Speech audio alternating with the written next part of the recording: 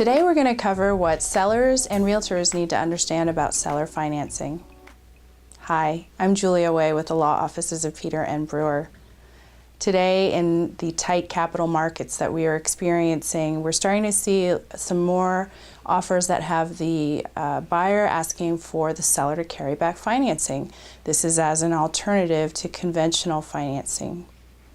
What we are answering for our realtors and for their clients is, what is it that the seller is really undertaking? They are now becoming a lender in this transaction.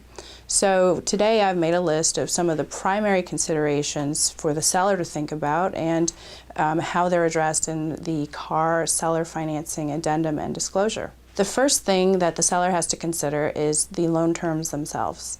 So is this going to be a short-term loan where it's contemplated that the borrower will take them out with conventional financing within 5 years or 7 years, or is this going to be a much longer-term arrangement?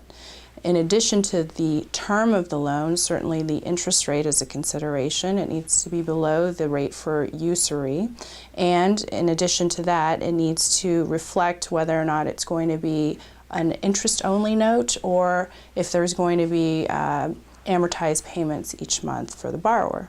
In order for the seller to determine the borrower's creditworthiness, the other component of underwriting this loan is that the borrower is going to have to provide information to the seller, such as the credit report, their employment verification, and other details that normally a seller wouldn't necessarily see in a more vanilla transaction.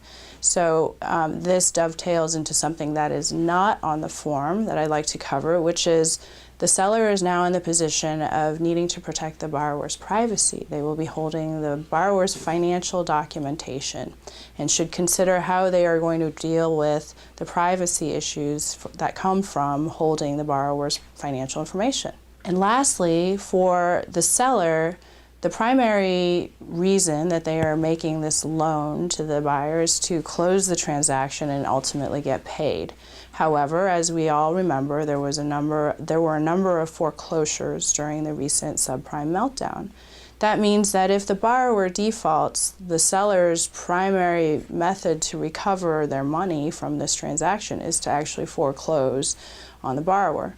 If this is something that the seller is not prepared to do, then seller financing would not be an appropriate option or type of offer for the seller to consider. To learn more about our firm and to read additional publications by our attorneys, please visit www.brewerfirm.com.